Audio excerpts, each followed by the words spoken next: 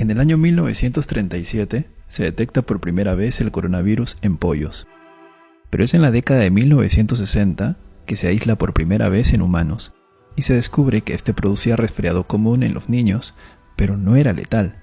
En la actualidad, estamos ante un agente que sí cobra víctimas, sin embargo este virus no es netamente nuevo como lo hacen ver las noticias. Es así que el día de hoy te contaré la historia cronológica de este patógeno y cómo es que se volvió bastante agresivo.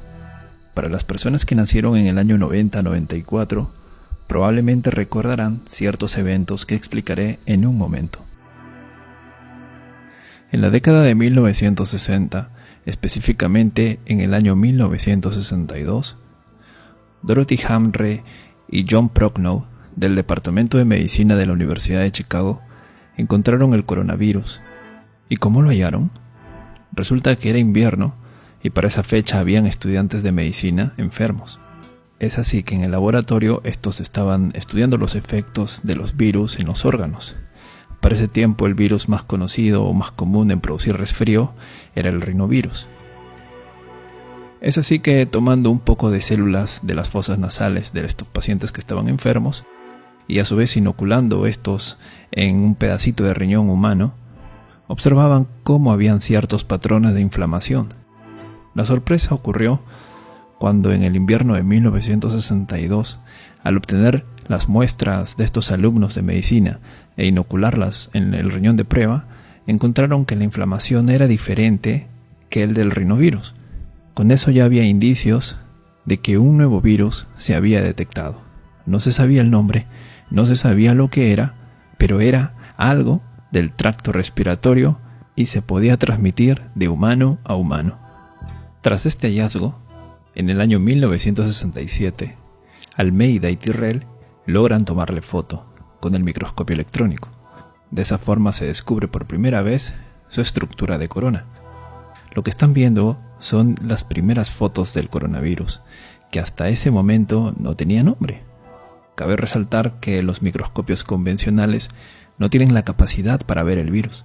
En cambio, los electrónicos o microscopios de electrones sí los tienen. Bien, siguiendo con la historia, una vez descubierto el virus y con el pasar de los años, se identifican otros grupos de este virus. El gamma coronavirus, que ataca a aves grandes, mamíferos y marinos. El delta coronavirus, que solo ataca a aves. Y los más importantes, el alfa y beta coronavirus, que atacan ganado bovino, porcino, animales de compañía, murciélagos y, sobre todo, al ser humano. ¿Y cuál es el agente causal del que se habla en las noticias? Pues nada más y nada menos que el beta coronavirus, que como les había dicho, hace años no daba problema alguno, ya que era un resfriado común. Sin embargo, en este nuevo milenio, las cosas han cambiado totalmente. Es así que en el año 2002, como algunos recordarán, informaban mucho en las noticias sobre el fallecimiento de personas por neumonía atípica. Resulta que en ese año China afrontaba el surgimiento de una nueva neumonía más potente, más letal. El origen de este evento fue Cantón, China, año 2002. Las personas infectadas fueron 8.098, de los cuales fallecieron el 9.5%. Sin embargo, el brote cerró en el 2004, cuando se pudo controlar la enfermedad. Muchos se preguntarán, ¿y por qué no fallecieron todos? La respuesta es simple, y es que depende mucho del sistema inmunológico de cada persona. El grupo de riesgo o los que llevan la peor parte son los diabéticos, ancianos, niños, personas con defensas bajas y enfermedades crónicas. Otra pregunta que se hace es, ¿y qué es una neumonía típica? Para comprender qué es una neumonía típica, primero hay que saber qué es la neumonía. Y una neumonía, en palabras sencillas, es una inflamación demostrada del tejido pulmonar. Es decir, una persona que tiene fiebre, tos con expectoraciones, a las justas puede hablar, tiene escalofríos, le duelen las costillas y respira rápidamente. Este es un cuadro típico o común de una neumonía por infección bacteriana, por ejemplo. Sin embargo, en el 2002 ese coronavirus producía síndrome respiratorio agudo severo, que en otras palabras serían los mismos síntomas que les acabo de comentar, pero que sea de manera más rápida. Y la persona se asfixia, no puede respirar, además se le suma dolores musculares y fiebres muy altas. Esto fue lo que salía en las noticias ahí por el año 2002-2003. Felizmente pudieron controlarlo, es decir, aislaron a las personas enfermas para que no contagien y les daban tratamiento esperando que se sanen. Sin embargo, hubo como 800 fallecidos. Bien, el siguiente evento ocurre en el 2012 y hasta el día de hoy sigue activo. Se trata del mismo virus, el beta coronavirus, pero esta vez en el Medio Oriente. Por tal razón, el diagnóstico es síndrome respiratorio severo asociado a Oriente Medio o Medio Oriente, que es la misma enfermedad que ocurrió en China en el 2002, solo que esta vez el lugar de origen fue Arabia Saudí, por la misma neumonía típica. Lo que sucede es que en este país no hay un control tan estricto como el que hizo China. Y los medios de comunicación, pues, ni lo han hecho notar, ¿no?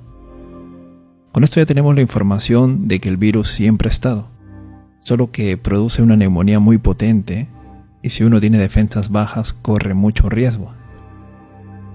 Pasemos ahora a la parte final, el coronavirus actual. ¿Qué ha sucedido? En primer lugar, se sabe que el virus es del mismo género, o sea, el beta coronavirus. Sin embargo, este ha mutado.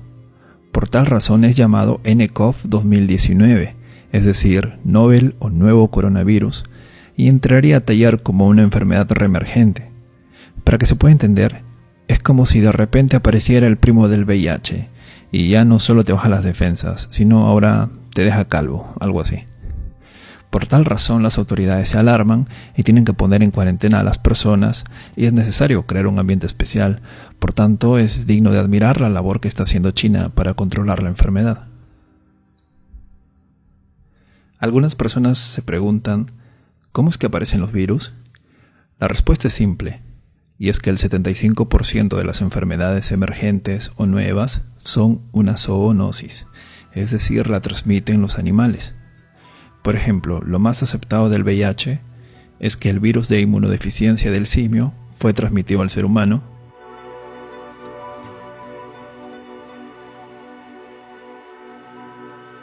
pudo acoplarse en este y a su vez mutó para ser transmitida solamente a otros humanos. Los virus no tienen vida, son estructuras proteicas que contienen ADN o ARN con la capacidad de alterar otras estructuras celulares. Para ello tiene que haber compatibilidad.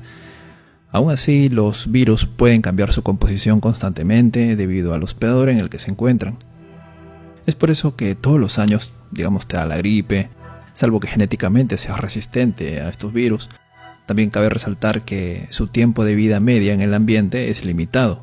Y por otra parte, el coronavirus es termolábil, es decir, no sobrevive en el calor, tampoco sobrevive al alcohol, dado que su secuencia de ARN se destruye.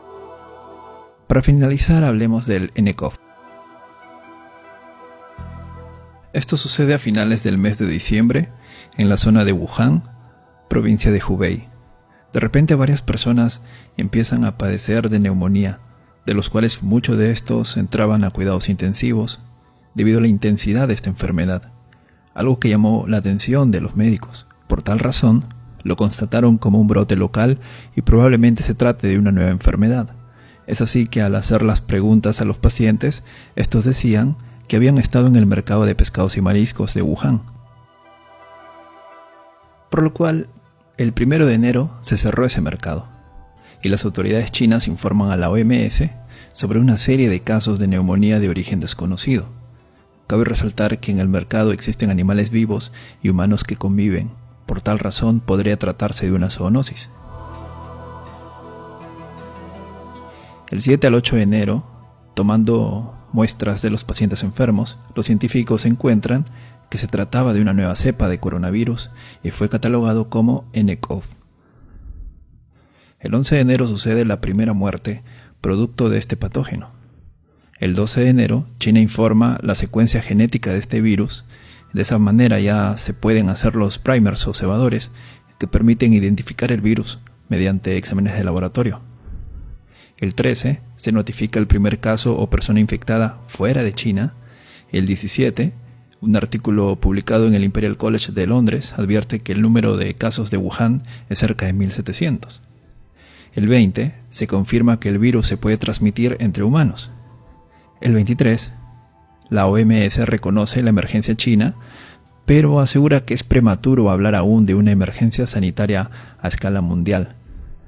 El 24 se confirma el primer caso en Francia. El 25, más de 40 fallecidos y 1000 casos confirmados, además de 56 millones de personas confinadas en la provincia de Hubei, o mejor dicho, puestas en cuarentena. El 28, varios países organizan la repatriación de sus ciudadanos a China. Asimismo, el país solicita que los traigan de vuelta, dado que son 5 millones de personas que salieron de Wuhan antes de que la ciudad se haya declarado en cuarentena, y por tal razón hay preocupación de que pueden ser posibles portadores del coronavirus. Lo que sucede es que algunas de estas personas viajaron por vacaciones de Año Nuevo lunar y otros huyendo de la epidemia. De hecho, gran parte del segundo grupo abandonó la capital de la provincia de Hubei y se dirigió a ciudades vecinas. Aunque el Estado moviliza grandes lotes de materiales y suministros médicos hacia Hubei, las autoridades locales advirtieron que había un gran déficit de estos productos por la cantidad de enfermos que surgen a diario. Ahí salen las noticias esto del hospital construido en 10 días, por ejemplo. El 29 de enero se confirma que la epidemia, o pandemia ya en este caso, supera la cantidad de casos registrados durante la epidemia del 2003, que fueron cerca de 8.000 personas. Actualmente ya vamos cerca de 10.000, hoy 31 de enero. Les dejo en la descripción del video el mapeo hecho por la Universidad de Johns Hopkins, donde se aprecia la cantidad de estos casos confirmados, o sea que tienen la enfermedad verazmente, así como cuántos han fallecido y cuántos se han recuperado. El 26 de enero habían cerca de 3.000, ahora ya hay casi 10.000, y probablemente seguirá subiendo. Y por último, el 30 de enero del presente año, la OMS la declara emergencia de salud pública a nivel internacional. Entonces, estimados amigos, estamos bajo una amenaza en la cual se está haciendo todo lo posible para controlarla. Lo mejor que se puede hacer es alimentarse bien para aumentar las defensas y evitar en lo posible contacto con personas con problemas respiratorios y que hayan venido de Asia. Y si la enfermedad ya está en tu país, evitar el contacto con enfermos de carácter respiratorio, dado que la enfermedad se transmite por gotas de saliva o secreciones de pacientes, ya que estos contienen viriones y pueden sobrevivir horas. Si una persona infectada estornuda y se tapa con la mano, su mano está contaminada, y si con esa mano toca un botón, pues lo contamina. Si saludas en la cara a alguien infectado, pues terminas contaminándote la cara. Ojo, si en este momento tienes gripe, digamos, y no has tenido contacto con alguien procedente de Asia, no entras en los casos probables para identificar coronavirus, sino otros tipos, ya sea influenza o rinovirus. Si vas al hospital a solicitar que te detecten coronavirus, es por las puras, porque lo que se espera son pacientes que vengan de Asia, porque serían los casos sospechosos. Espero que se entienda, y que hayan comprendido algo más con respecto a esta enfermedad. Mientras haya un control riguroso en cada país, la enfermedad no avanzará. Y aún así, quienes están en riesgo son los niños, ancianos, personas con defensas bajas. Por eso hay que aumentar las defensas y a cuidarse. Nos vemos.